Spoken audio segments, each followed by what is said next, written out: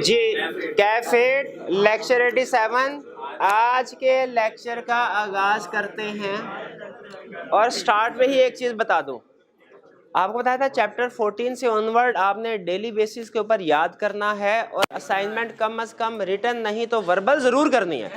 Verbal जरूर हालांकि written evidence is more reliable than oral evidence, लेकिन फिर भी अगर किसी वजह से आप रिटन नहीं कर सके हो कम से कम ओरल असाइनमेंट जरूर।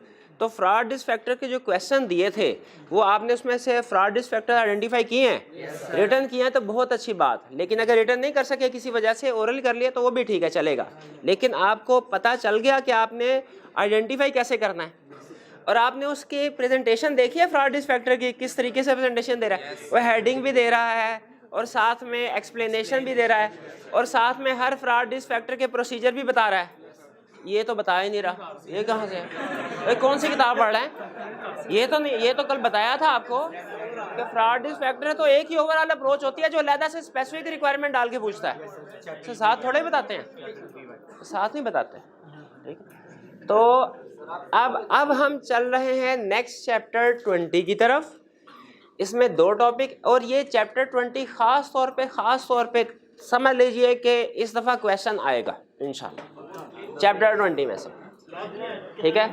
लाजमी तो नहीं कह सकते लेकिन हाईली प्रोबेबल क्वेश्चन आएगा और ये कंसेप्चुअल है। इसमें जैसे फ्रॉड रिस्क फैक्टर था ना, आप बोर हो गए थे, इतनी लंबी लिस्ट एक एक आइटम को डिस्कस कर रहे हैं, आप भी बोर, मैं भी बड़ा बोर।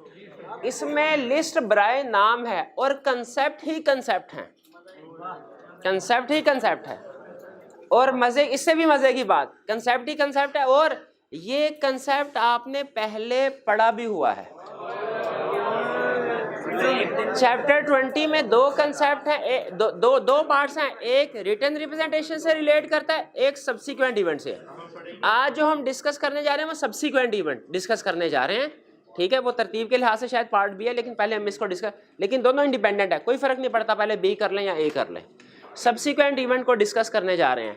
अटेंटिव हो के आपने सुनना और समझना है, अटेंटिव हो के कंसेप्ट इसमें ज़्यादा है, पूरी अटेंशन के साथ। मोबाइल वगैरह अगर चेक करना है कर लें, कोई रिस्पॉन्स करना है कर लें। इसके बाद 1 घंटे तक आपने मोबाइल की तरफ देखना भी नहीं है, जल्दी से कर ले जो कुछ करना है आपने।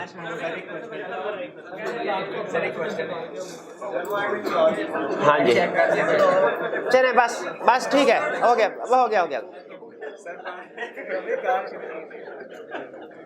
स्टडी करने जा रहे हैं टॉपिक सब्सिक्वेंट इवेंट। सीखेंगे क्या आज हम, गौर से सुनिएगा। 4 कंसेप्ट हमने सीखने हैं।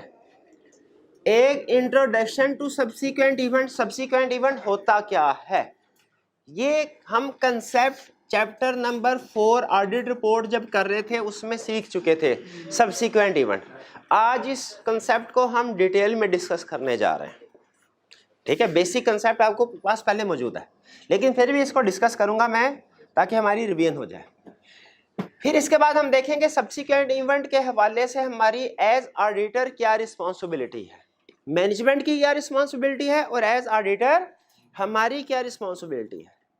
क्या स्टडी करेंगे हम इसमें कि सब्सिक्वेंट इस टॉपिक में सब्सिक्वेंट इवेंट के हवाले से मैनेजमेंट की क्या रिस्पॉन्सिबिलिटी है और एज ऑडिटर हमारी क्या दोनों रिस्पॉन्सिबिलिटी डिस्कस कर रहे होंगे। कभी मैनेजमेंट की रिस्पॉन्सिबिलिटी आएगी, कभी ऑडिटर की रिस्पॉन्सिबिलिटी आएगी। कभी मैनेजमेंट की रिस्पॉन्सिबिलिटी आएगी, आनी चाहिए, कभी ऑडिटर की रिस्पॉन्सिबिलिटी आएगी, वो भी आनी चाहिए। फिर कभी मैनेजमेंट की रिस्पॉन्सिबिलिटी आएगी, वो भी आनी चाहिए। फिर कभी ऑडिटर की रिस्पॉन्सिबिलिटी आएगी, वो भी आनी चाहिए। दोनों की रिस्पॉन्सिबिलिटी। अच्छा, सब्सिक्वेंट इवेंट में सबसे अहम चीज है date of event, date of event कि इवेंट कब अकर हुआ, इवेंट कब अकर हुआ, ये सबसे अहम। इस डेट से डिसाइड किया जाता है ऑडिटर की रिस्पॉन्सिबिलिटी क्या है। ऑडिटर की रिस्पॉन्सिबिलिटी ये भी हो सकती है नंबर 1, ऑडिटर की रिस्पॉन्सिबिलिटी ये भी हो सकती है नंबर 2 वाली, ऑडिटर की रिस्पॉन्सिबिलिटी ये भी हो सकती है नंबर 3 वाली। तीनों में देखे सब्सिक्वेंट इवेंट है, इसमें भी सब्सिक्वेंट इवेंट है, इसमें भी सब्सिक्वेंट इवेंट है, इसमें भी सब्सिक्वेंट इवेंट है। लेकिन तीनों में सब्सिक्वेंट इवेंट तो कॉमन है, लेकिन ऑडिटर की रिस्पॉन्सिबिलिटी, मैनेजमेंट की रिस्पॉन्सिबिलिटी तीनों में डिफरेंट है। तो इसका मतलब ये हुआ एग्जाम में अगर हमने फर्क ना रखा कि डेट ऑफ इवेंट क्या है, उसके लिहाज से क्या ये वाला केस बनता है पहले वाला, क्या दूसरे वाला केस बनता है या तीसरे वाला केस बनता है, अगर इसका ध्यान ना रखा तो हमारा क्वेश्चन सारा गलत हो जाएगा। तो डेट ऑफ इवेंट हमारे लिए सबसे अहम है क्वेश्चन में, सब्सिक्वेंट इवेंट वाले क्वेश्चन में, ठीक है। इससे डेट डिसाइड करेगी कि हमारा पहले वाला कंसेप्ट है, दूसरे वाला कंसेप्ट या कि तीसरे वाला कंसेप्ट, और तीनों में याद रखें रिस्पॉन्सिबिलिटी डिफरेंट है। ये क्लियर हुआ? चलिए अभी पहले देखते हैं सब्सिक्वेंट इवेंट। सबसे पहले तो सब्सिक्वेंट इवेंट की डेफिनेशन देखते हैं। सब्सिक्वेंट इवेंट, अब देखिए मैं आपकी काउंटिंग में भी आपने शायद पढ़ा होगा IAS 10 में, लेकिन दो चीजें ध्यान में रखिएगा, और जो मैं पहले भी जो काउंटिंग के कंसेप्ट डिस्कस होते हैं ऑडिट क्लास में उसमें बताता हूँ। पहली चीज ये कि मैं एज्यूम करूंगा कि आपने काउंटिंग नहीं पढ़ी, उसमें वो कंसेप्ट नहीं पढ़ा और पढ़ा हुआ तो भूल गए, पहली assumption मेरी है। और दूसरी assumption ये, दूसरी चीज ये में रखिएगा, मैं इस कंसेप्ट को जो काउंटिंग में डिस्कस हुआ है डिस्कस जरूर करूंगा, लेकिन उतना ही जितना ऑडिट के पेपर के लिए रेलिवेंट है। आपने ये नहीं समझना कि सर ने IAS 10 सब्सिक्वेंट इवेंट डिस्कस कर लिया तो हमने अब काउंटिंग में पढ़ने की जरूरत नहीं है, नहीं, क्योंकि काउंटिंग में भी अगर कोई एक कंसेप्ट दो डिफरेंट सब्जेक्ट में पढ़ाया जाता है ना तो दोनों का पर्सपेक्टिव डिफरेंट होता है। कोड ऑफ एथिक्स आप काउंटिंग में भी पढ़ते हैं, FR2 में, ऑडिट में भी पढ़ते हैं, दोनों की केस स्टडी उठा के देख ले, एग्जाम की जमीन आसमान का फर्क है। एक में आपको क्लाइंट बनाता है, एक में आपको ऑडिटर बनाता है, दोनों की एप्लीकेशन डिफरेंट है। उसी तरह IAS 10 अगर काउंटिंग में इस्तेमाल हो रहा है, ऑडिट में भी इस्तेमाल हो रहा है, अकाउंटिंग का पढ़ के ये नहीं समझना कि ऑडिट में पढ़ने की जरूरत नहीं, और ऑडिट का पढ़ के ये नहीं समझना अकाउंटिंग में पढ़ने की जरूरत नहीं है। हर टीचर अपने अपने सब्जेक्ट की एप्लीकेशन के मुताबिक आपसे कंसेप्ट डिस्कस करता है। तो सुने सब्सिक्वेंट इवेंट क्या है, नाम से जाहिर है सब्सिक्वेंट इवेंट ऐसा इवेंट है जो कि सब्सिक्वेंट टू ईयर अकर हुआ। अकर का मतलब क्या होता है, वाकया कब वकुआ कब हुआ, ईयर एंड के बाद। इसका मतलब है जो ड्यूरिंग द ईयर इवेंट हुए हैं वो सब्सिक्वेंट इवेंट। अगर हमारे क्लाइंट का ईयर एंड 1 जनवरी 2021 से लेके 31 दिसंबर 2021 है तो सब्सिक्वेंट इवेंट कौन से वाले होंगे, जो 2022 में अकर हुए। 2021 वाला सब्सिक्वेंट इवेंट नहीं है। सब्सिक्वेंट इवेंट क्या है, जो सब्सिक्वेंट टू ईयर अकर हुए, जिस साल का ऑडिट कर रहे हैं उसके बाद अकर हुए। सब्सिक्वेंट इवेंट की डेफिनेशन समझ आ गई। सब्सिक्वेंट इवेंट की डेफिनेशन क्या है, जो ईयर एंड के बाद अकर हुए। अच्छा यानी 2022, अच्छा कहां तक, ये 2021 के बाद जो अकर हुए वो सब्सिक्वेंट इवेंट है। सब यही तो कह रहा हूं, 2021 के बाद जो हुआ सब्सिक्वेंट इवेंट है। अभी के कह रहे नो, इतना कंसर्ट में नहीं समझ पाए। 2021 के बाद जो इवेंट, हाँ यार 2021 के बाद जो इवेंट अगर हुए वो सब्सिक्वेंट इवेंट हैं। कब तक, क़यामत तक जो अगर हुए वो सब्सिक्वेंट है। कोई ना कोई कट ऑफ डेट होगी ना, कोई ना कोई डेडलाइन हो कि भाई ईयर एंड के बाद 31 दिसंबर के बाद वाले सब्सिक्वेंट इवेंट है 31 दिसंबर 2021 के बाद। लेकिन कब तक के डेडलाइन लगानी चाहिए कि नहीं लगानी चाहिए, बिल्कुल ऑडिट रिपोर्ट इशू होने तक। सब्सिक्वेंट इवेंट की डेफिनेशन क्या है, ऑडिट रिपोर्ट इशू होने तक। ऑडिट रिपोर्ट तक के जो इवेंट होंगे वो होंगे सब्सिक्वेंट। यानी अगर हम एक टाइमलाइन ड्रॉ कर रहे हैं, अब आपने बाकी की सारी चीजें जो ब्लू या रेड के साथ है उसको इग्नोर कर दे, समझे है ही नहीं। आपने ब्लैक के ऊपर फोकस करना, ब्लैक के ऊपर फोकस करना है। सब्सिक्वेंट इवेंट क्या है, जो ईयर एंड के बाद अकर हो। ईयर एंड क्या है हमारा, 31 दिसंबर 2020 समझे ईयर एंड है। यानी हम ऑडिट कर रहे हैं 1 जनवरी 2020 से 31 दिसंबर 2020 तक। ये 31 दिसंबर 2020 हमारा ईयर एंड है। यहां से साल शुरू नहीं हो रहा, खत्म हो रहा है। जहां पे साल खत्म हो रहा है हम कहानी वहां से क्यों शुरू कर रहे हैं, क्योंकि सब्सिक्वेंट इवेंट, कंसेप्ट ही सब्सिक्वेंट इवेंट का है। ये ध्यान में रखिएगा। इसको ईयर एंड है, यह है पॉइंट ए, आसानी के लिए इसको कहते हैं पॉइंट ए। मैं अगर पॉइंट ए बोलूं आपने समझ लेना है ईयर एंड है। पॉइंट ए से लेके चलते चलते यहाँ पे हम ऑडिट कर रहे हैं यहाँ पे ऑडिट रिपोर्ट साइन कर दी। ऑडिट रिपोर्ट बताइए किस दिन साइन की, 6 अप्रैल को, और ये आ गया पॉइंट बी। और अगर आपको याद हो चैप्टर 4 में डेट ऑफ ऑडिट रिपोर्ट का कंसेप्ट, तो उसमें था डेट ऑफ ऑडिट जब ऑडिटर रिपोर्ट एविडेंस ऑब्टेन कर लेता है including approval of financial statements by director, including authorisation of financial statements by directors, by shareholder नहीं, क्योंकि बाय शेयर होल्डर तो एजीएम में होते हैं। तो इसका मतलब ये हुआ कि तकरीबन सेम डे में ही फाइनेंशियल स्टेटमेंट्स डायरेक्टर ऑथोराइज करते हैं और तकरीबन उसी दिन ऑडिटर रिपोर्ट पे साइन कर देता है। ये बात समझ आई?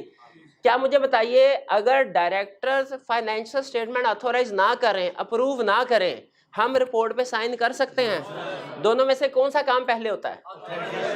ये बात पक्की है ना? इस कंसेप्ट को मैंने आगे चल के यूज करना है, बताएं पक्का कंसेप्ट है ना कि फाइनेंशियल स्टेटमेंट डायरेक्टर ऑथोराइज करेंगे, फिर उसके बाद ऑडिटर साइन करेगा,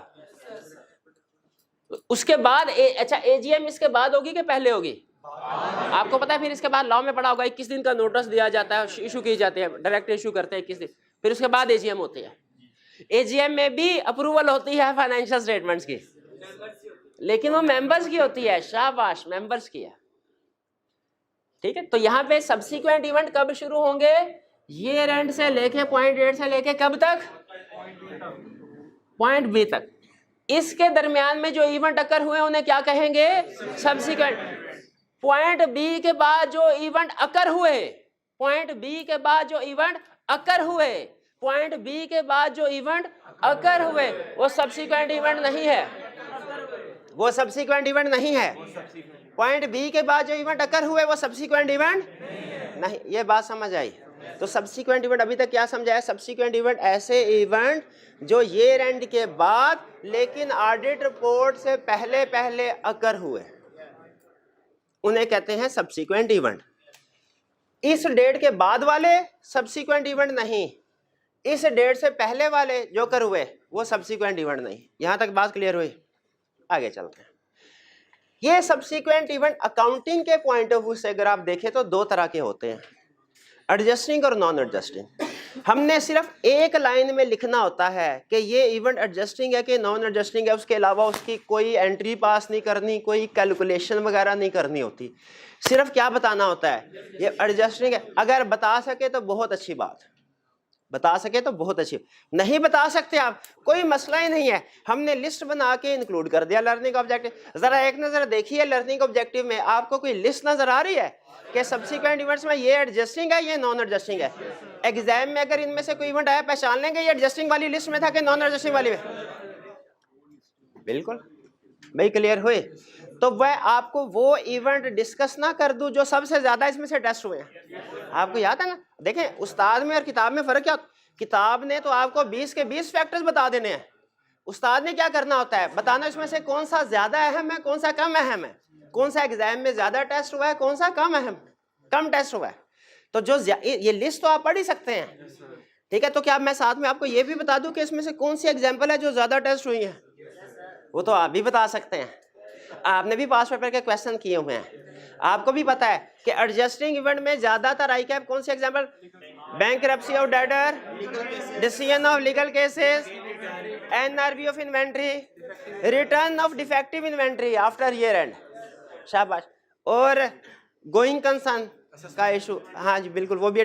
और नॉन एडजस्टिंग इवेंट में फायर, सैलाब, अर्थक्वेक, यानी कोई भी नेचुरल डिजास्टर। तो अब आप मुझे बताइए, क्या एग्जाम में अगर आपको ईयर एंड के बाद कोई इवेंट बताए तो आप ये पहचान लेंगे कि ये एडजस्टिंग है कि नॉन एडजस्टिंग है? सिर्फ ये लिखना है कि this is adjusting event because condition existed at year end, this is non adjusting event because condition did not exist at year end. एक नंबर मिल जाएगा सिर्फ पहचानने का कि एडजस्टिंग इवेंट है कि नॉन एडजस्टिंग इवेंट है, एक नंबर मिल जाएगा। लेकिन हमने सिर्फ ये नहीं लिख देना this is an adjusting, bankruptcy of debtor is an adjusting event, बल्कि थोड़ा सा उसको एक्सप्लेन करना है। Because condition existed at balance sheet date, this is fire is non adjusting event because condition did not exist at balance sheet date. भाई ये बात समझ आई आपको? एडजस्टिंग इवेंट क्या है ये समझ आ गया? सॉरी, सब्सिक्वेंट इवेंट क्या है ये समझ आ गया? सब्सिक्वेंट इवेंट की दो टाइप, एडजस्टिंग और नॉन एडजस्टिंग। हमने सिर्फ इतना ऑडिट में पहचानना है कि एडजस्टिंग है, उससे आगे कुछ नहीं। हमारे लिए ये अहम नहीं है, याद रखिएगा, बहुत अहम बात बताने जा रहा हूँ। हमारा आपका फोकस चेंज करवा रहा हूँ काउंटिंग से ऑडिट पे। हमारे लिए ये अहम नहीं है कि सब्सिक्वेंट, ज़्यादा अहम नहीं है कि ये इवेंट एडजस्टिंग है कि नॉन एडजस्टिंग है। हमारे लिए ज़्यादा अहम ये है कि इवेंट जो बता रहा है उसकी डेट क्या है। डेट ऑफ इवेंट हमारे लिए ज्यादा अहम है, एडजस्टिंग नॉन एडजस्टिंग अहम नहीं है। क्या अहम है? अगर एडजस्टिंग नॉन एडजस्टिंग का नहीं पता चला एग्जाम में सिर्फ 1 नंबर आपका जाएगा, लेकिन अगर ये नहीं पता चला डेट ऑफ इवेंट क्या है तो सारी केस स्टडी फारग है। ठीक है, तो हमने पहचाना जरूर एडजस्टिंग। आप सारे सेशन में ही पूछते सर एडजस्टिंग के नॉन एडजस्टिंग, एडजस्टिंग के, और मैं दिल में हंसता होता था, मैं कहता इससे तो ज्यादा फर्क ही नहीं पड़ता। फिर मैं कहता कोई बात नहीं, कम से कम 1 नंबर का तो फर्क पड़ता है ना, तो आपकी प्रैक्टिस होती रहे। असल फर्क किस वजह से पड़ता है? Date of event. ठीक है, तो यहाँ पे है ए और बी के दरमियान में, यहाँ पे हमारी रिस्पॉन्सिबिलिटी। यहाँ तक एग्री करते हैं।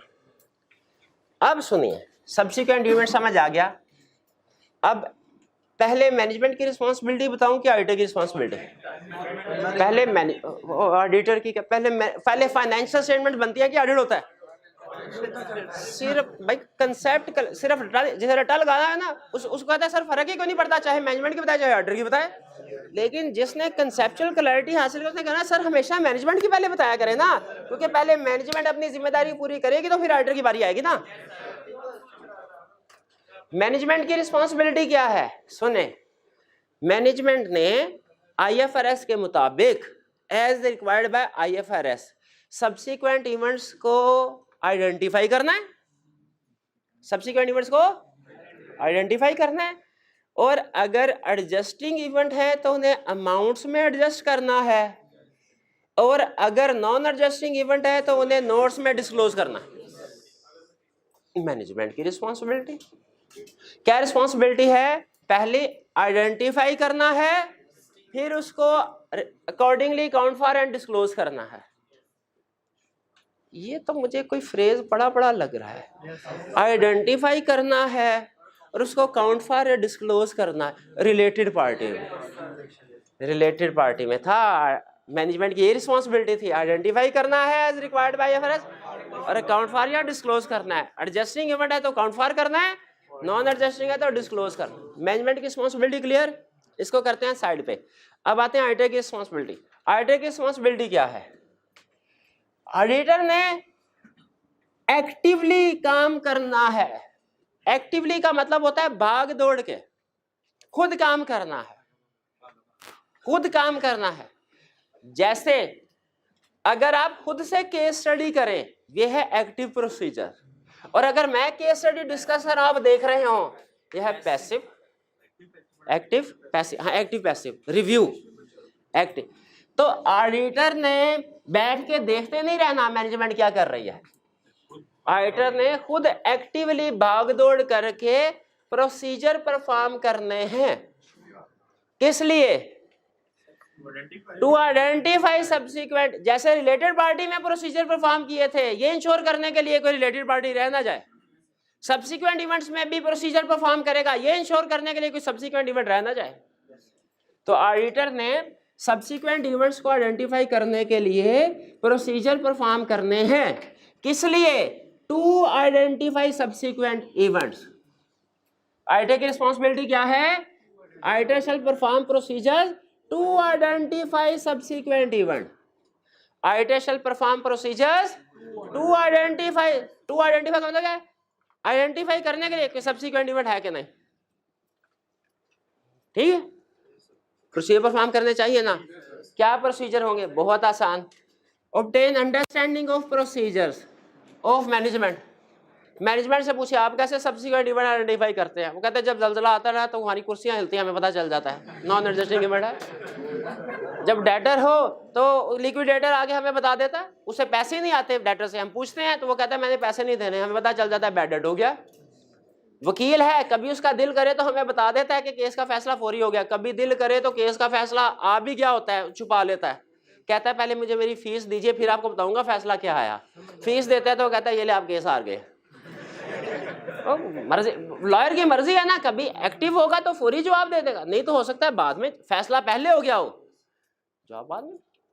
तो मैनेजमेंट से कहेंगे बताओ आपका प्रोसीजर्स क्या है, जैसे रिलेटेड पार्टी में कहा था आपके क्या प्रोसीजर्स हैं बताइए, रिलेटेड पार्टी में। फिर मैनेजमेंट से इंक्वायर करेंगे, ये तो प्रोसीजर के बारे में इंक्वायर किया ना, फिर management one by one inquire करेंगे भाईजान आपका कोई डेटर बैंकरप्ट तो नहीं हुआ ईयर एंड के बाद? नहीं हुआ। क्या कोई इन्वेंट्री ऐसी तो नहीं जो कॉस्ट से कम पे बेची हो आपने ईयर एंड के बाद? बेची है, कौन सी है बताओ? कोई लीगल केस का डिसीजन तो नहीं आया ईयर एंड के बाद? कोई आपके पूरी दुनिया में मुख्तलिफ कंट्रीज में ब्रांचेस हैं, ऑपरेशंस हो करते हैं, किसी ब्रांच कोई ऐसे मुल्क में हो जहां पे जलजला आया हो, कहीं ब्रांच में आग लगी हो? नहीं। एक एक करके उससे मैनेजमेंट से पूछें, एडजस्टिंग इवेंट भी, नॉन एडजस्टिंग इवेंट भी, इससे आइडेंटिफाई हो जाएंगे। फिर उसके बाद minutes of the meeting read करें, फिर minutes of the meeting read करें। 2 क्वेश्चन, कौन सी मीटिंग के मिनट्स? है डायरेक्टर और शेयर होल्डर की। अच्छा, अहम क्वेश्चन, कौन से टाइम के? ईयर एंड से पहले वाली मीटिंग के मिनट्स के, ईयर एंड के बाद वाली? सब्सिक्वेंट इवेंट तो बाद वाली मीटिंग में डिस्कस होंगे। शाबाश, रीड मिनट्स क्लियर हो गया? जो लफ्ज नहीं बोला मना तो मना किया था, सारी क्लास का कंसेप्ट खराब कर देना। इसके मुंह पे टेप लगा फिर से मुझे पढ़ाना पड़ेगा सारा। प्रोसीजर्स टू आइडेंटिफाई की रिस्पांसिबिलिटी क्या है कि उसने प्रोसीजर परफॉर्म करने हैं टू आइडेंटिफाई सब्सिक्वेंट इवेंट। पहला प्रोसीजर मैनेजमेंट से पूछेगा आपका क्या प्रोसीजर है, कैसे प्रोसेस से आइडेंटिफाई करते हैं सब्सिक्वेंट। दूसरा नंबर पे इंक्वायर करेगा एक एक करके, सर बताइए ये इवेंट एडजस्टिंग अकर हुआ कि नहीं हुआ, ये नॉन एडजस्टिंग इवेंट अकर हुआ कि नहीं हुआ। फिर क्या करें? Minutes of the meeting read करेगा, कौन सी मीटिंग? जो ईयर एंड के बाद अकर हुई है। फिर इंटरम फाइनेंशियल स्टेटमेंट रीड करेगा, कौन सी इंटरम फाइनेंशियल स्टेटमेंट्स? कौन सी इंटरम, इस साल की जिसका ऑडिट हो रहा है या अगले साल की? सबसे ज्यादा सब्सिक्वेंट इवेंट पता है किस जगह से मिलते हैं हमें? अगले साल की इंटरम फाइनेंशियल, यानी जो 3 महीने की है, पढ़ा नहीं था लॉ में क्वार्टरली फाइनेंशियल स्टेटमेंट, तो उसमें तो सारी की प्रैक्टिकली मंथली भी बनती है कुछ जगहों पे, उसमें तो सारी की सारी ट्रांजैक्शन अगले साल की होंगी ना, इसमें तो सारी की सारी सब्सिक्वेंट होगी, क्योंकि ये इंटरम फाइनेंशियल स्टेटमेंट ही सब्सिक्वेंट पीरियड की है। और फिर मैनेजमेंट से रिटर्न रिप्रेजेंटेशन ले लीजिए कि सर आपने कोई सब्सिक्वेंट इवेंट छुपाया था नहीं। एग्जाम में आपसे पूछेगा कि बताओ सब्सिक्वेंट इवेंट के हवाले से ऑडिटर के procedure, what procedure auditor shall perform to identify subsequent event, क्या लिखने हैं आपने? इसके बाद 2 बातें होंगी, या तो कोई सब्सिक्वेंट इवेंट आइडेंटिफाई होगा या नहीं हो। अगर कोई इवेंट नहीं आइडेंटिफाई हुआ, स्टैंडर्ड यहीं पे खत्म, घर जाएं। लेकिन एग्जाम में कभी ऐसा नहीं होगा, एग्जाम में घर बिल्कुल। अगर सब्सिक्वेंट आइडेंटिफाई हो गया, अब क्या करना है? अब आप कहें सर फाइनेंशियल स्टेटमेंट्स में एडजस्ट करेंगे, नहीं, एडजस्ट बाद में करेंगे, पहले देखेंगे कि ये प्रोसीजर को कंफर्म करेंगे, वेरीफाई करेंगे उस ट्रांजैक्शन को, उस इवेंट को, कि वाकई हुआ है कि नहीं हुआ। इसमें प्रोविजन फॉर बैड डेट का डेटर बैंकरप्ट हुआ है, उसकी सही अमाउंट की प्रोविजन रिकॉर्ड की जा रही है कि नहीं की जा रही, डिस्क्लोजर ठीक है कि नहीं। आग लगी, उसमें इन्वेंट्री भी जली और फिक्स एसेट भी जले, डिस्क्लोजर में सिर्फ इन्वेंट्री का जिक्र तो नहीं कर दिया, फिक्स एसेट खा गया हो भाई, हो सकता है ना ये चीजें। तो याद रखिए कुछ प्रोसीजर है हमारे टू आइडेंटिफाई सब्सिक्वेंट इवेंट, कुछ प्रोसीजर हैं टू आइडेंटिफाई सब्सिक्वेंट इवेंट, और कुछ प्रोसीजर्स हैं on identifying subsequent event, on identifying subsequent event. अगर इन प्रोसीजर से सब्सिक्वेंट इवेंट मिल गया तो फिर हमने क्या करना है? ऑन प्रोसीजर परफॉर्म करना है, ऑन आइडेंटिफाई। और ये जो ऑन आइडेंटिफाइंग प्रोसीजर है, ये स्पेसिफिक सब्सटेंटिव प्रोसीजर्स हैं, ये मैं आपको नहीं पढ़ा सकता क्योंकि ये डिपेंड करता है केस टू केस। अगर डेटर बैंकरप्ट हुआ है, उसने क्वेश्चन में अगर जिक्र, देखिए क्वेश्चन का रूल है केस स्टडी का, उसने जिस स्पेसिफिक इवेंट का जिक्र कर दिया ना और आपसे उसके प्रोसीजर पूछे, तो आपने उस क्वेश्चन के अंदर जो जो इवेंट भी हुआ सारे प्रोसीजर बताने हैं। केस स्टडी का असूल होता है कि जब उस, आपको याद है सब्सटेंटिव प्रोसीजर की केस स्टडी की थी, कभी उसमें सिर्फ एक चीज रेलिवेंट होती थी, कभी 2-3 चीजें भी रेलिवेंट हो जाती थी। तो अगर एग्जाम में क्वेश्चन पूछे आपसे सब्सिक्वेंट इवेंट का, उसमें इंपैक्ट ऑन रिपोर्ट भी पूछे और ये भी पूछे क्या प्रोसीजर परफॉर्म करोगे, और फिर क्वेश्चन में आप देखें तो कोई स्पेसिफिक वकूआ हो रहा हो, लीगल केस की बात कर रहा हो, फायर की बात कर रहा हो, वो बैंकरप्सी ऑफ डेटर की बात कर रहा हो, तो मुझे बताए जहां पे रिपोर्ट से पहले आपने प्रोसीजर लिखना है, क्योंकि उसने मांगे हैं। वहां पे जनरल प्रोसीजर लिख देंगे कि जो स्पेसिफिक इवेंट क्वेश्चन में डिस्कस हुआ है उसके प्रोसीजर भी लिखने हैं। बताइए कि क्या जो स्पेसिफिक इवेंट क्वेश्चन में डिस्कस हुआ उसके सब्सटेंटिव प्रोसीजर लिखने हैं? लिखने हैं। क्या केस स्टडी में जो स्पेसिफिक इवेंट डिस्कस हुआ उसके सब्सटेंटिव प्रोसीजर लिखने हैं? जी लिखने हैं। क्या केस स्टडी में जो स्पेसिफिक इवेंट डिस्कस हुआ उसके सब्सटेंटिव प्रोसीजर लिखने हैं? यस लिखने हैं, अगर उसने रिक्वायरमेंट में कहा हुआ है तो, पूछे हुआ है तो, ठीक है, लिखेंगे। क्लियर हुई है बात? तो अब यहाँ पे अगर हमें इन प्रोसीजर से सब्सिक्वेंट इवेंट सामने आ गया तो हमने उस जो इवेंट सामने आया उसको वेरीफाई करने के लिए जो स्पेसिफिक प्रोसीजर है वो भी क्वेश्चन में लिखने हैं। ये होंगे specific substantive procedure on identification of event. वो चाहे एडजस्टिंग इवेंट हो उसके भी लिखने हैं, चाहे नॉन एडजस्टिंग हो उसके भी लिखने हैं। स्टूडेंट कहने लगा सर बैंकरप्सी और डेटर के तो लिखने हैं, फायर के तो नहीं ना लिखने। भाई फायर क्या वो नॉन एडजस्टिंग इवेंट है, लेकिन उसकी भी तो अमाउंट्स वेरीफाई करने हैं, डिस्क्लोजर वेरीफाई करने हैं। वो नुकसान कितनी अमाउंट का हुआ, आपको पता है डिस्क्लोजर में भी कुछ अमाउंट्स होती हैं, तो वो लॉस कितनी अमाउंट का हुआ ये अमाउंट देखना है, कैलकुलेट सही है, डिस्क्लोज कर रहे हैं कि नहीं कर रहे। भाई यहां तक बात समझ आई? अभी तक हमने क्या सीखा है? प्रोसीजर, आइडेंटिटी की रिस्पॉन्सिबिलिटी सब्सिक्वेंट इवेंट्स को आइडेंटिफाई करने के लिए। क्लियर हो गया? एक है procedure to identify subsequent event और एक है ऑन आइडेंटिफाइंग। जब क्वेश्चन में स्पेसिफिक इवेंट डिस्कस कर दिया ना उसने, याद रखे आप पे लाजिम हो जाता है उसके प्रोसीजर आपने बताने, वरना फिर आपको लगेगा कि मार्क्स ज्यादा है, क्वेश्चन की रिक्वायरमेंट कम है, पता नहीं क्या लिखना है। तो वो उस इवेंट के जो डिस्कस किया है ना उस वकूए के प्रोसीजर लिखने जो आप मिस कर रहे हैं। ठीक हो गया? अच्छा ये मेन प्रोसीजर में, इसमें शायद 2-3 और भी होंगे, फॉर कॉस्ट वगैरह देख ले और इस तरह की 1-2 चीजें, वो रूटीन क्या है वो आप पढ़ेंगे तो इंशाल्लाह समझ जाएंगे। अगर फिर भी प्रॉब्लम हुई तो पूछ लीजिएगा। मुझे बताइए क्या आपको अभी तक के लेक्चर में ये समझ आ गया कि सब्सिक्वेंट इवेंट क्या होता है और एडजस्टिंग इवेंट और नॉन एडजस्टिंग इवेंट की कुछ एग्जांपल समझ आ गई? ये ओके हो गया। दूसरे नंबर में मुझे बताइए कि सब्सिक्वेंट इवेंट में मैनेजमेंट की रिस्पॉन्सिबिलिटी क्या है? सब्सिक्वेंट इवेंट आइडेंटिफाई करके अगर एडजस्टिंग इवेंट है तो कॉन्फर्म करना है, नॉन एडजस्टिंग इवेंट है तो डिस्क्लोज करना। और आइडेंटिटी की रिस्पॉन्सिबिलिटी क्या है सब्सिक्वेंट इवेंट के हवाले से? कि उसने सब्सिक्वेंट इवेंट्स को आइडेंटिफाई करने के लिए प्रोसीजर परफॉर्म करने हैं, और अगर कोई सब्सिक्वेंट इवेंट आइडेंटिफाई हो जाए तो जो इवेंट आइडेंटिफाई हुआ है उसके सब्सटेंटिव प्रोसीजर परफॉर्म करने हैं। ये बात समझ आई? मुझे सिर्फ खतरा ये है कि आप ये वकूआ केस स्टडी में डिस्कस हुआ होगा और आप स्किप कर जाएंगे। ये मेरा बड़ा रिस्क है, स्टूडेंट अक्सर ये गलती करते हैं, इसलिए मैं बार बार दोहरा रहा हूँ कि आपने किसी भी केस, वैसे तो किसी भी केस स्टडी का असूल होता है, खासतौर पे सब्सिक्वेंट इवेंट वाली केस स्टडी का, कि क्वेश्चन के अगर रिक्वायरमेंट है ना प्रोसीजर परफॉर्म करो तो क्वेश्चन के अंदर जो भी इवेंट डिस्कस किया है उसके सब्सटेंटिव प्रोसीजर आपने बताने हैं। यहां तक क्लियर हो गया? चलिए तो फिर इसका मतलब ये दूसरे वाला पॉइंट भी clear. Subsequent event till date of auditor's report. ठीक है, ए से बी तक। ए क्या था? ये रैंड। अब हम नेक्स्ट फेज पे जा रहे हैं, इसलिए मैं वापिस चल के थोड़ी सी आपकी रिवीजन करवाना चाहता हूं। ये है ये रैंड, पॉइंट ए। पॉइंट बी क्या है? डेट ऑफ ऑडिट रिपोर्ट और ऑथराइजेशन हो गई बोर्ड की, ऑडिट रिपोर्ट। ए और बी के दरमियान में जो भी इवेंट अकर हुआ वो क्या है? Subsequent event. क्लियर? ए से पहले जो हुआ वो भी सब्सिक्वेंट इवेंट नहीं, वो तो ड्यूरिंग द इवेंट है। और जो बी के बाद हुआ, अब जरा गौर से सुनिए और हैरान होइए, जो इवेंट बी के बाद अकर हुआ एज ऑडिटर हमारी रिस्पॉन्सिबिलिटी है कि नहीं?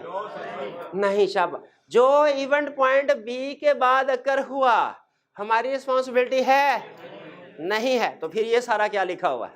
ज़हन में सवाल आ रहा है ना? अब सुनिए जरा, जो इवेंट बी के बाद अकर हुआ हमारी रिस्पॉन्सिबिलिटी है एज एड? नहीं है। क्या ऐसा हो सकता है इवेंट अकर बी से पहले हुआ आइडेंटिफाई बी के बाद हुआ, सब्सिक्वेंट इवेंट अकर बी से पहले हुआ, आइडेंटिफाई बी के बाद हुआ, डेटर बैंकरप्ट पहले हो चुका था, पता ऑडिट रिपोर्ट के बाद चला, लीगल केस का डिसीजन पहले हो चुका था, वकील ने बताया हमें बाद में, आग हमारे गोदाम में पहले लग चुकी थी, हमें पता चला रिपोर्ट के बाद में। इसमें एग्जाम में ना आपने दो लफ्ज ध्यान से देखना, अकर्ड और identified. Subsequent event occurred after the date of audit report, कोई जिम्मेदारी नहीं हमारी। Subsequent events identified after the date of audit report, जिम्मेदारी है अकर पर। मुझे बताइए क्या ये सब्सिक्वेंट इवेंट है कि नहीं? जो अकर बी से पहले हो गया हो, आइडेंटिफाई बी के बाद हुआ, सब्सिक्वेंट इवेंट है कि नहीं? है। सब्सिक्वेंट इवेंट है तो हमारी जिम्मेदारी है कि नहीं? है। ये कहानी समझ रहे हैं? अब हम चलते हैं आगे पॉइंट बी के बाद। पॉइंट बी, जब हम पॉइंट बी पे आ गए तो हमने ये देखना है कि ऑडिट रिपोर्ट के बाद ये वकूआ सामने आया, सामने बाद में आया, ठीक है? क्या फाइनेंशियल स्टेटमेंट इशू हो गई है कि नहीं? अब जो तरतीब चलती है ना, पहले ईयर एंड होता है, फिर ऑडिट रिपोर्ट साइन होती है, ऑडिट रिपोर्ट क्लाइंट को दी जाती है, क्लाइंट प्रिंटिंग प्रेस भिजवाता है उसकी 100-200 कापीज करवाने के लिए, उसके साथ अपनी डायरेक्टर्स रिपोर्ट प्रिपेयर करता है, साथ लगाता है, एजीएम का नोटिस प्रिपेयर करता है, और फिर एजीएम के नोटिस के साथ ये पब्लिक जो फाइनेंशियल स्टेटमेंट शेयर होल्डर को भेज देता है। अब आप मुझे बताइए, ऑडिट रिपोर्ट जिस दिन साइन हुई उसी दिन सारे काम हो जाएंगे कि 3-4-5 दिन लगेंगे? कम अज कम 3-4-5 दिन लगेंगे ना। तो अब रिपोर्ट हमारी साइन हुई 6 अप्रैल को, रिपोर्ट साइन हुई 6 अप्रैल और फाइनेंशियल स्टेटमेंट इशू हुई। इशू का मतलब यह है एजीएम का नोटिस दे दिया, क्योंकि आपने लॉ में पढ़ा होगा फाइनेंशियल में उसी दिन इशू होती है एजीएम का, और वेबसाइट पे अपलोड भी कर देते हैं, ठीक है? तो 10 अप्रैल को फाइनेंशियल स्टेटमेंट इशू हुई। अब सिचुएशन क्या है जिसमें हम मौजूद हैं? ऑडिट रिपोर्ट साइन हो गई है, उसके बाद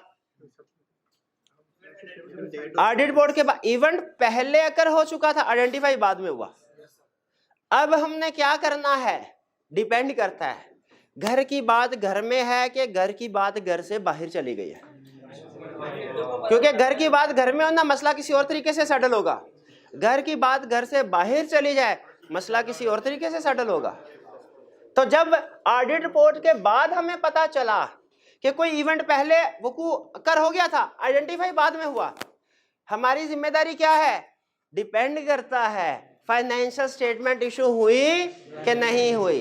इसका मतलब है ऑडिट रिपोर्ट का साइन होना और चीज है, फाइनेंशियल स्टेटमेंट का इशू होना और चीज है।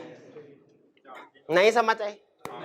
ऑडिट रिपोर्ट का साइन होना और चीज है, फाइनेंशियल स्टेटमेंट का इशू होना और चीज है। दोनों में तकरीबन 5-6 दिन का फर्क होता है, कम ज्यादा भी हो सकता है। तो हमें जब क्वेश्चन में उसने कहा ऑडिट रिपोर्ट के बाद इवेंट सामने आया, जो कर पहले हो गया था सामने आया बाद में, आपकी जिम्मेदारी क्या है? हम डेट्स का एनालिसिस करके देखेंगे कि फाइनेंशियल स्टेटमेंट इशू हो गई है या फाइनेंशियल में अभी इशू नहीं। अगर फाइनेंशियल स्टेटमेंट अभी इशू नहीं हुई तो हमारी जिम्मेदारी ये, ठीक है? अगर फाइनेंशियल स्टेटमेंट अगर वकूआ इन दोनों के दरमियान में हुआ है, यानी सॉरी आइडेंटिफाई, अगर वकूआ पहले आइडेंटिफाई इन दोनों डेट्स के दरमियान में हुआ है इस जगह पे, तो फिर हमारी रिस्पॉन्सिबिलिटी कुछ और है। और अगर वो फाइनेंशियल स्टेटमेंट इशू होने के बाद सामने आया तो फिर हमारी रिस्पॉन्सिबिलिटी कुछ और है। ये वाली ब्लू वाली रिस्पॉन्सिबिलिटी और एरिया की है और सिचुएशन की है, और ये वाली ब्लू वाली रिस्पॉन्सिबिलिटी और सिचुएशन की है। भाई ये बात समझ आई? ये है कि जब अभी घर की बात कर, अच्छा एग्जाम में अगर उसने कहा, अहम क्वेश्चन, बड़ा डिसीजन जो अगर आप गलत कर गए तो फिर रटा जितना मर्जी लगा ले, बड़ा डिसीजन गलत किया तो फारिग है। अगर एग्जाम में उसने कहा रिपोर्ट इशू हो गई, उसके बाद ये सब्सिक्वेंट इवेंट हमारे सामने आया, फाइनेंशियल स्टेटमेंट इशू नहीं हुई, क्या लिखेंगे? ये। और अगर उसने कहा फाइनेंशियल स्टेटमेंट इशू हो चुकी है, उसके बाद पता चला, फिर ये लिखे। और अगर उसने क्वेश्चन में बताया ही नहीं कि फाइनेंशियल स्टेटमेंट इशू हुई है कि नहीं, फिर क्या लिखेंगे? दोनों। शाबाश, फिर दोनों लिखेंगे इफ करके। If financial statement have not been issued तो ये, और इफ फाइनेंशियल में हैव बीन इशूड तो ये। पहले कौन से वाला लिखेंगे? नॉट इशूड, क्योंकि तरतीब है ना, कंसेप्ट की तरतीब होती है, सिर्फ कंसेप्ट नहीं समझने, तरतीब भी समझ। तो अब क्या सब कहता है, अगर ऑडिट रिपोर्ट साइन हो गई जिस दिन, तो उसके बाद ऑडिटर की रिस्पॉन्सिबिलिटी है पैसिव रिव्यू। पैसिव रिव्यू का मतलब ऑडिटर ने खुद भाग दौड़ नहीं करनी, रिपोर्ट साइन करके अपने घर चला जाएगा, सुकून से उधर बैठेगा। अगर कोई इवेंट सामने आया, खुद से नहीं ढूंढेगा, अगर सामने आया तो फिर जिम्मेदारी है, वरना जिम्मेदारी कोई नहीं। पैसिव रिव्यू का यह मतलब नहीं है कि नो रिस्पॉन्सिबिलिटी। पैसिव रिव्यू का मतलब है सब्सिक्वेंट इवेंट्स को आइडेंटिफाई करने के लिए खुद भागदौड़ नहीं करनी, अगर कोई सामने आ गया तो आंखें बंद भी नहीं करनी, फिर जिम्मेदारी आ जाएगी।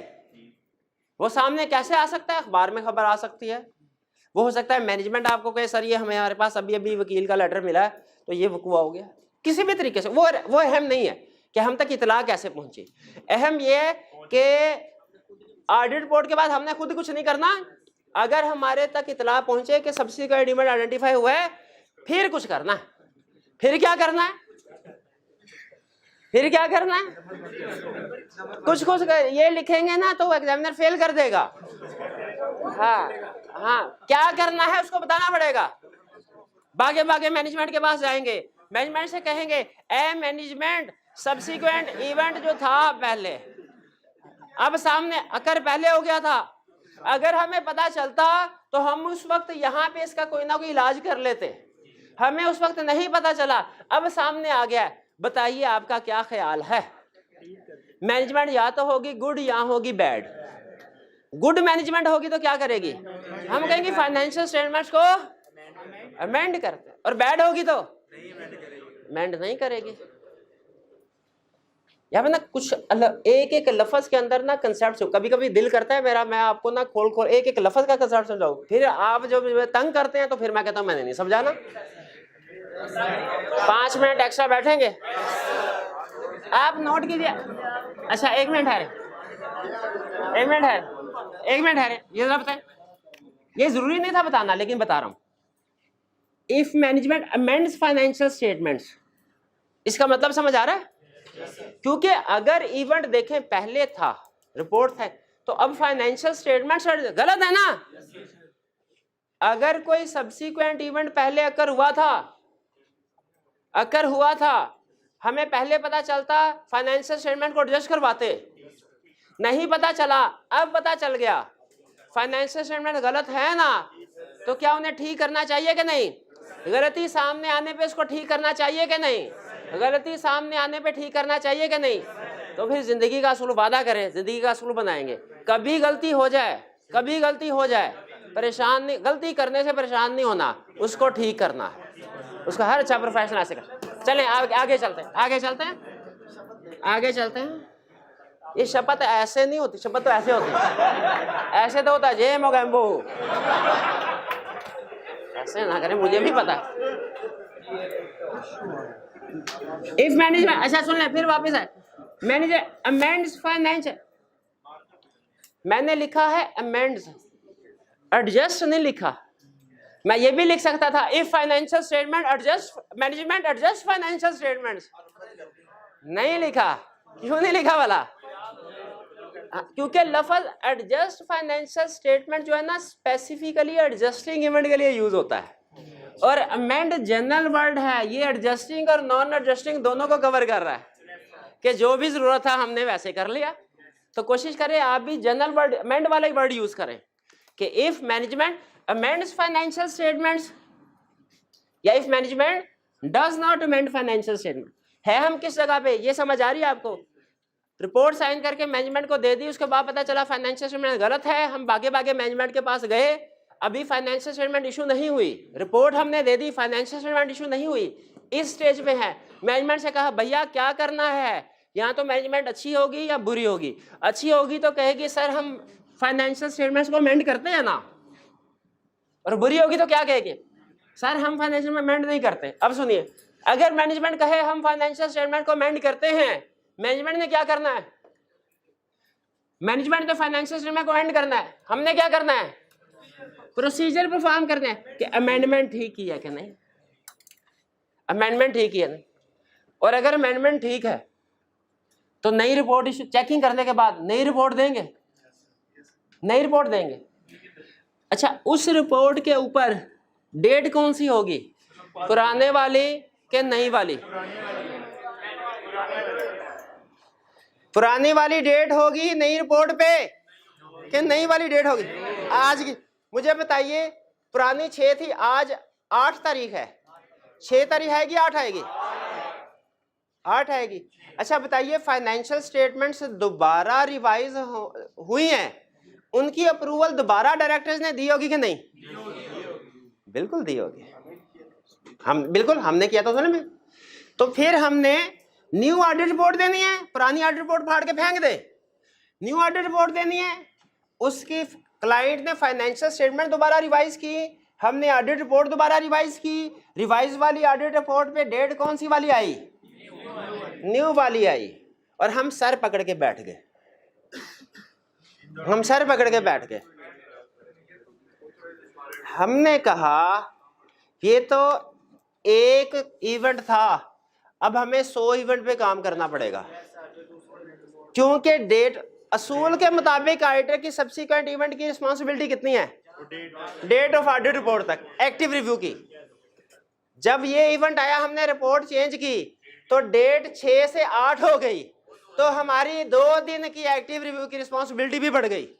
अब हमें सारी की सारी फाइनेंशियल स्टेटमेंट दोबारा ये सारे काम 2 दिन के लिए, 2 दिन के लिए सही, लेकिन ये सारे काम दोबारा करने पड़ गए। सर पकड़ के बैठ गए कि नहीं हम? स्टैंडर्ड ने पूछा क्यों हो परेशान, क्या हुआ? हमने कहा मसला ये हुआ। उसने कहा नो प्रॉब्लम, एक हल है, एक हल है। वो क्या हल? क्या है हल? है dual date. Dual date, dual date, dual date का मतलब क्या सुने? डेट, अच्छा हम डुअल डेट का मतलब क्या है? डुअल डेट का मतलब ये है, आप लिखें कि सर बाकी की फाइनेंशियल स्टेटमेंट्स की ऑडिट रिपोर्ट की डेट है 6 अप्रैल, लेकिन जो डेटर्स वाला एरिया है ना, इसकी डेट है 8 अप्रैल। देखिए, अगर आप सिर्फ सिंगल डेट करेंगे ना 8 अप्रैल, तो आपको डेफिनेशन के लिहाज से सारी की सारी चेंजेस, जो प्रोसीजर दोबारा परफॉर्म करने पड़ेंगे।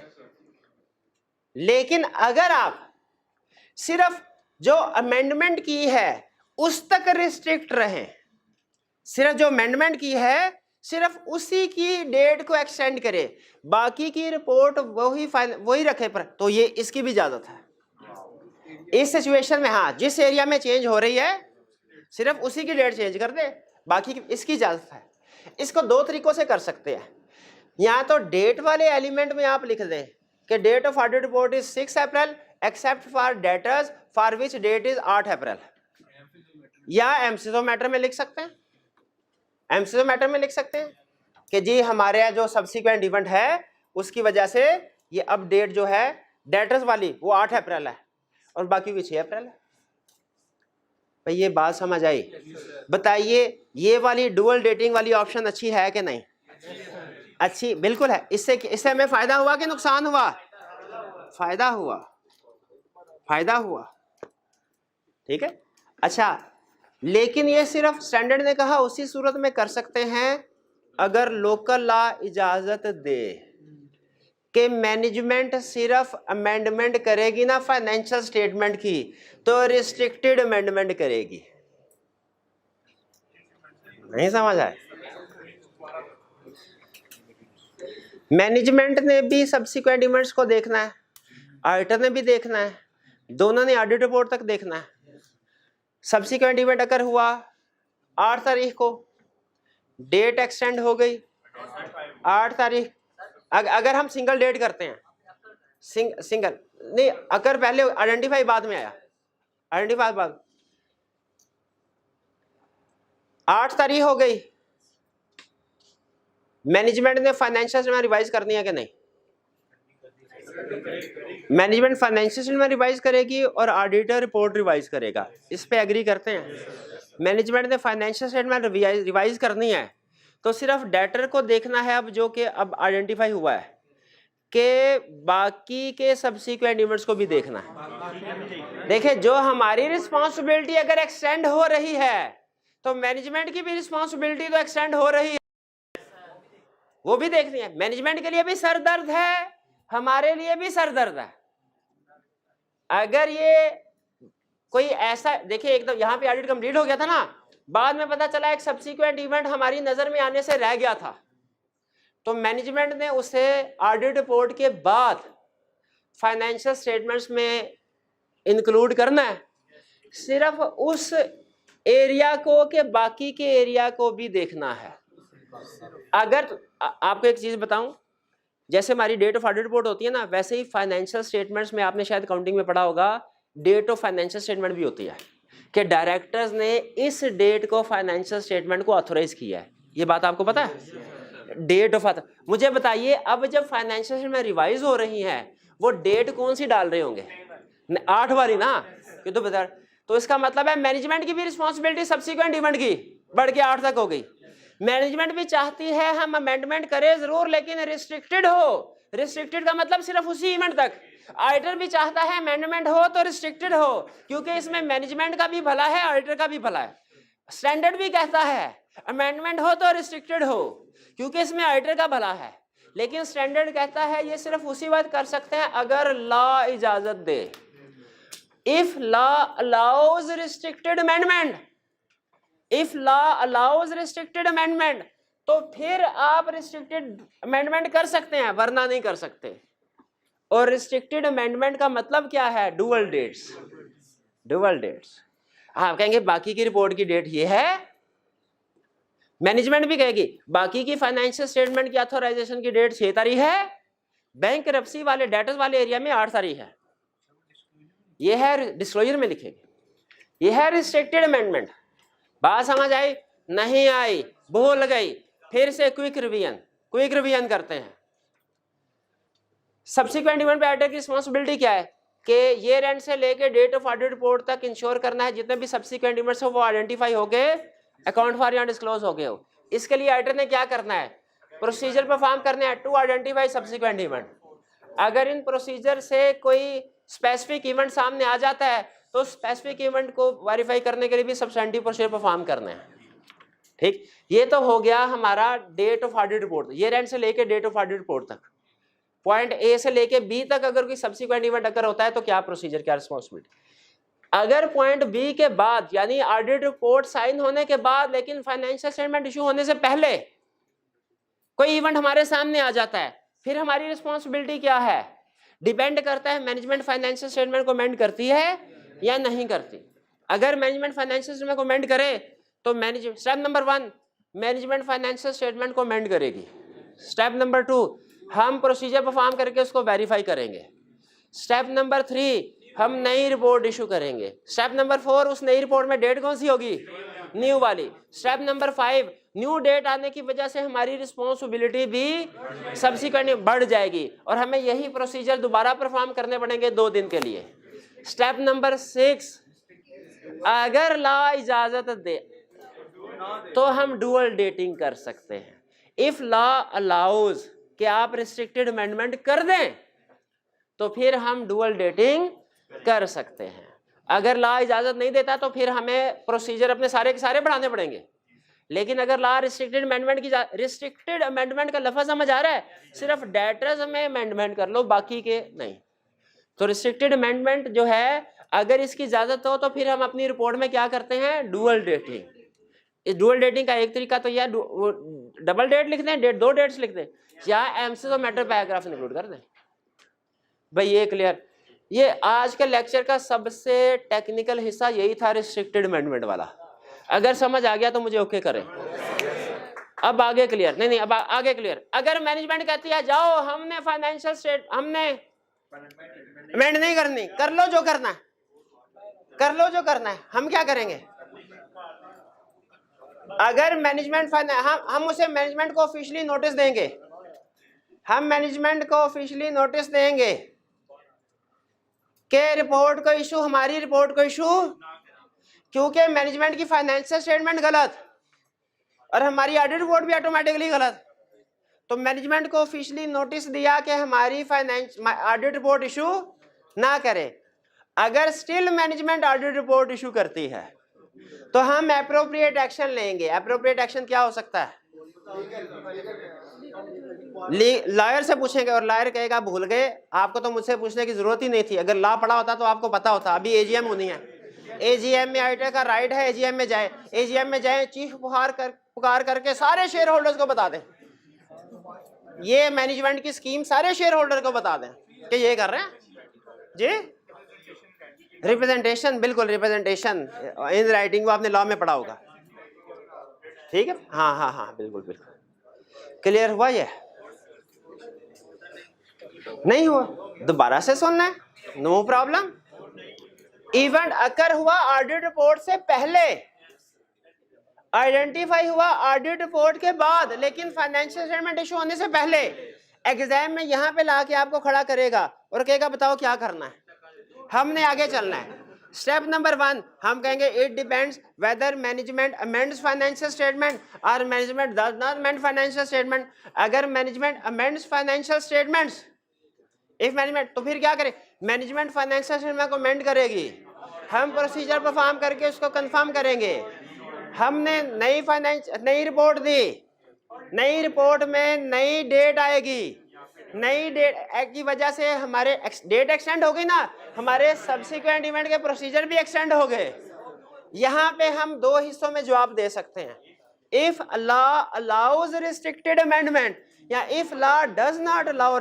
If law does not allow restricted amendment तो हमने सारे के सारे प्रोसीजर दोबारा परफॉर्म करना है। If law allows restricted amendment तो हम डुअल डेटिंग करेंगे या एमसीओ मैटर पैक। और अगर मैनेजमेंट फाइनेंशियल स्टेटमेंट्स को अमेंड नहीं करती, वो कहे पहले बड़ी मुश्किल छुपाया था ये इवेंट, हम तो नहीं करेंगे, हमने उन्हें नोटिफाई करना है, खबरदार अपनी फाइनेंशियल स्टेटमेंट ठीक करनी है, करो, नहीं करनी ना करो, वो तुम्हारी है, तुम्हारी मर्जी, मेरी ऑडिट रिपोर्ट मेरी मर्जी। इसको अपनी गलत फाइनेंशियल स्टेटमेंट के साथ इशू ना करना, गलत। अगर फिर भी मैनेजमेंट इशू कर देती है तो फिर चीख पुकार कहाँ करेगा? ये जोर जोर से चीख के सबको बता देगा कि ये फाइनेंशियल स्टेटमेंट गलत है।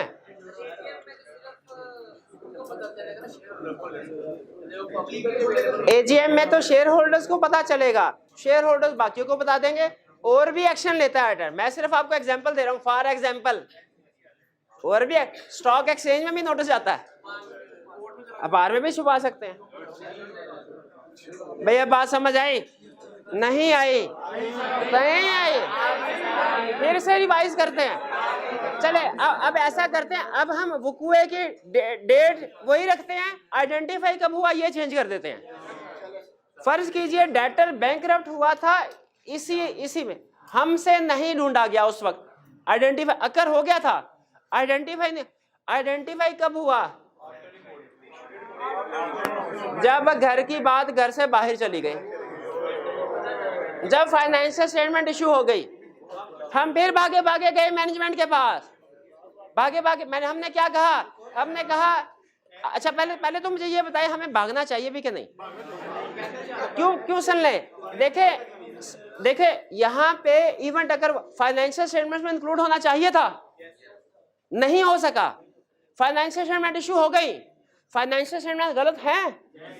हमें जब पता चला फाइनेंशियल स्टेटमेंट इशू होने के बाद पता चला फाइनेंशियल में गलत है, उन्हें ठीक होना चाहिए कि नहीं होना चाहिए?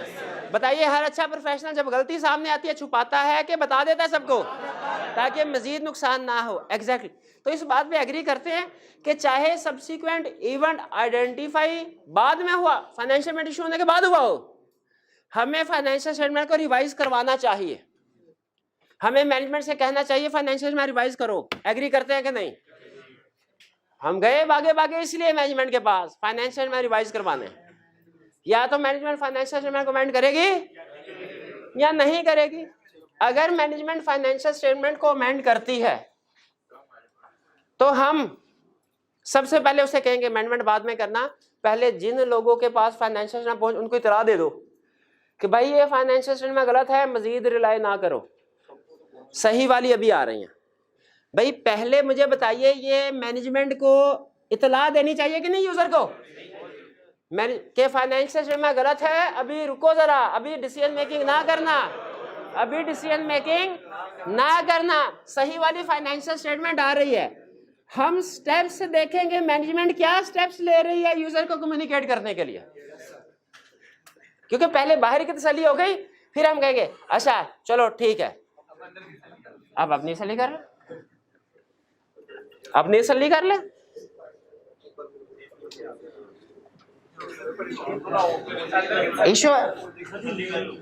इशू न्यू रिपोर्ट के बाद जो फाइनेंशियल स्टेटमेंट दोबारा रिवाइज होंगी, उन दोबारा रिवाइज होंगी, हमने भी रिवाइज रिपोर्ट देनी है। रिवाइज रिपोर्ट के ऊपर डेट कौन सी आएगी? नए वाली डेट आएगी, और नए वाली डेट में प्रोसीजर एक्सटेंड हो जाएंगे, लेकिन डुअल डेटिंग के जरिए से या एम्सोमेट्रिक के जरिए से उनको रिस्ट्रिक्ट कर सकते हैं। क्लियर हुई है बात? ये डेट कहां तक जाएगी? प्रैक्टिकल स्टैंडर्ड ने इसका जवाब नहीं दिया। प्रैक्टिकली ये डेट जाएगी अगले साल तक, अगले साल की ऑडिट रिपोर्ट तक बस, क्योंकि इसके बाद जो कुछ होना फिर अगले साल की फाइनेंशियल स्टेटमेंट में होगा ना, ठीक है। और अगर मैनेजमेंट फाइनेंशियल स्टेटमेंट को अमेंड नहीं करते, मैनेजमेंट कहती है हमने फाइनेंशियल स्टेटमेंट को अमेंड नहीं करना, फिर क्या होगा? मैनेजमेंट को नोटिफाई करेंगे पॉसिबल एक्शन के बारे में, मैनेजमेंट को कहेंगे अच्छा फाइनेंशियल स्टेटमेंट इशू हो गई, हमने मैनेजमेंट से कहा फाइनेंशियल स्टेटमेंट गलत है, मैनेजमेंट ने कहा हमने तो अमेंड नहीं करनी, आपने जो करना कर लो। हम मैनेजमेंट को नोटिफाई करेंगे सर हम आपके खिलाफ लीगल एक्शन लेंगे।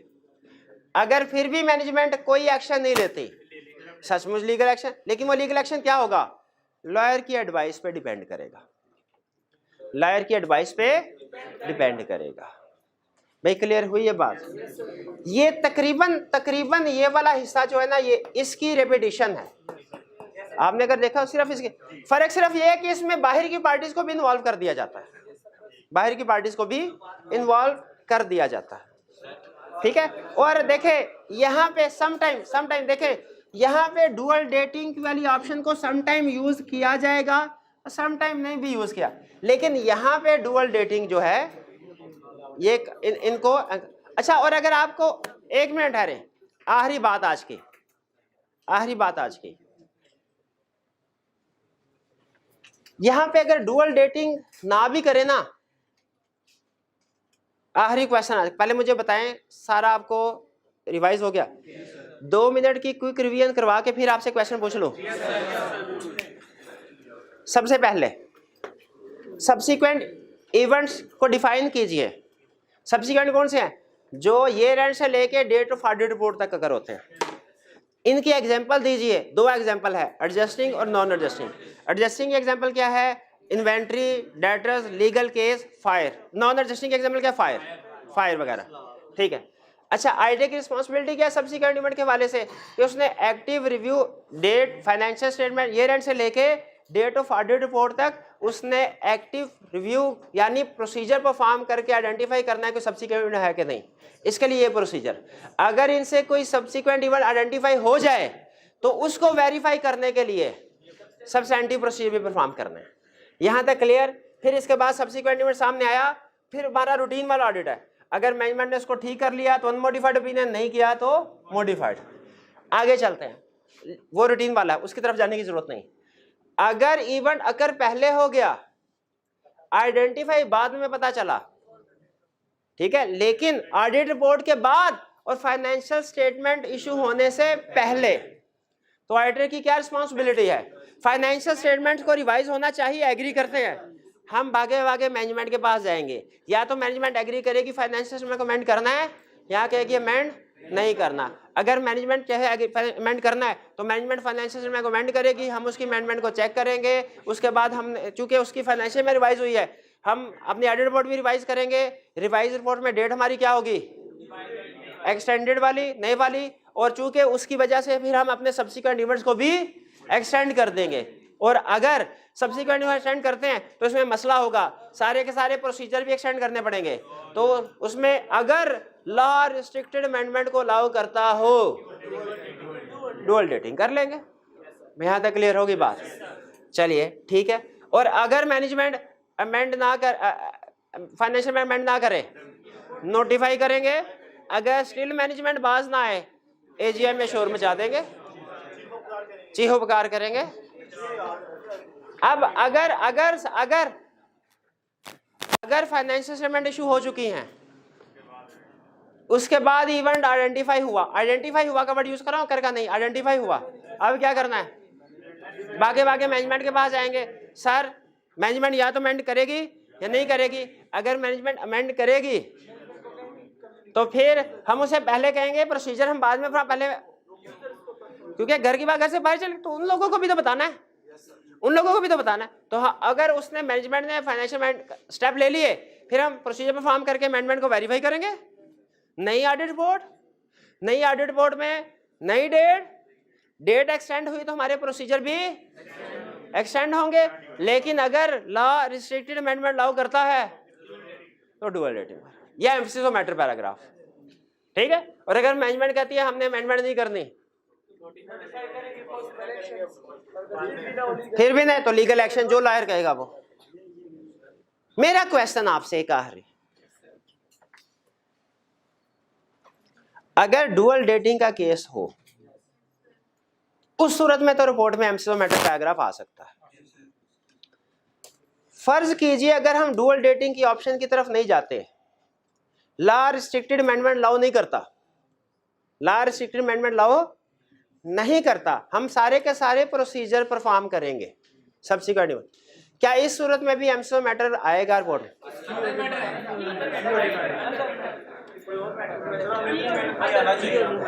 इतनी मेहनत की इसलिए आना चाहिए। एम्फेसिस ऑफ मैटर की बात कर रहा हूं, अदर मैटर या कैम की बात नहीं कर रहा। अगर हमने रिस्ट्रिक्टेड अमेंडमेंट नहीं की सारे, फिर भी आएगा।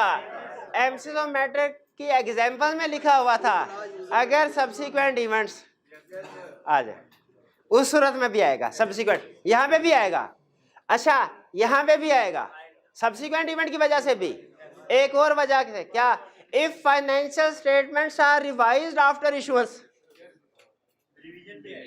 ये फाइनेंशियल स्टेटमेंट इशुएंस के बाद रिवाइज नहीं हो रही। आपने ये वाली एग्जांपल भी पढ़ी हुई है एम्फेसिस ऑफ मैटर में, और ये वाली एग्जांपल भी पढ़ी हुई है, ठीक है। यानी सब्सिक्वेंट इवेंट की वजह से भी एम्फेसिस ऑफ मैटर आता है, फाइनेंशियल में रिवाइज होने की। बहरहाल ये आखिरी वाली बात मैंने सिर्फ एम्फेसिस ऑफ मैटर के कंसेप्ट को रिवाइज करने के लिए लिंक की है कि एम्फेसिस ऑफ मैटर के में ये केसेस पढ़े थे कि अगर सब्सिक्वेंट इवेंट अगर हो तब भी एम्फेसिस ऑफ मैटर आएगा, और अगर इशुएंस के बाद फाइनेंशियल में रिवाइज हो तब भी। ये देखिए, इशुएंस के बाद फाइनेंशियल में रिवाइज हो, ये यही केस नहीं है। तो इसमें अगर रिस्ट्रिक्टेड अमेंडमेंट ना भी हो ना, फिर भी एम्फेसिस ऑफ मैटर आएगा। पाकिस्तान में डुअल डेटिंग में मेरे एक्सपीरियंस में तो मुझे कोई ऐसी बात नजर नहीं है, इसलिए मैं कह नहीं सकता कि लाउड है कि नहीं है, क्योंकि हम कुछ ना एडजस्टमेंट कर लेते होते हैं प्रैक्टिकल। कंफर्म नहीं है मुझे भाई, क्योंकि मैंने अपने एक्सपीरियंस में ऐसी कोई चीज देखी नहीं है, डुअल डेटिंग देखी नहीं है। इसका मतलब ये ले सकते हैं शायद कि नहीं अलाउ, लेकिन बारह मुझे कंफर्म नहीं, जो चीज मुझे कंफर्म नहीं है मैं आपको बता दूंगा। ये मुझे कंफर्म, अगर हाँ जी ये कंपनी लॉ में लिखी होगी अगर इसकी इजाजत है, और वो हमारे सिलेबस में नहीं है, प्रैक्टिकल में जाके पता कर लेंगे। अच्छा, अगर हमारे सिलेबस में ये होती ना, आई कैप ने पिछले 30 सालों में एक दफा भी ये कंसेप्ट टेस्ट, तो मेरी जिम्मेदारी होती, मैं दुनिया के जिस मर्जी कोने से ढूंढ के लाऊं कंसेप्ट ढूंढ के लाता, लेकिन जो कि सिलेबस में है ही नहीं, सिलेबस में है ही नहीं। हर चीज मुझे थोड़ी पता है, ना ही मुझे जरूरत है। इंटरनल फाइनेंशियल स्टेटमेंट का मतलब अगले साल की फाइनेंशियल स्टेटमेंट, उसमें तो अगले साल की ट्रांजैक्शन नहीं होगी, और पिछले साल के नहीं लिखा हुआ सब्सिक्वेंट इवेंट। खुदा का खौफ करे यार, जब आप सोए हुए थे मैं यहाँ पे लिख गया था सब्सिक्वेंट, पिछले साल की समझ भाई, समझ है? अच्छा याद जरूर कर लीजिएगा, ये रिस्ट्रिक्टेड अमेंडमेंट वाली बात समझ आ रही है, जेल में बैठ रही है? If law allows restricted amendment या इफ लॉ डज नॉट, ये बस यही मुझे खतरा है कि इसको आप मिक्स ना कर दें। अच्छे तरीके से पढ़ के याद करके आइएगा, क्वेश्चन भी कीजिएगा। कल इंशाल्लाह एक दो सुंदर से क्वेश्चन सेलेक्ट करूंगा मैं और हम डिस्कस करेंगे क्लास में, ठीक है? आज का लेक्चर यहाँ खत्म करते हैं हम। अल्लाह हाफिज।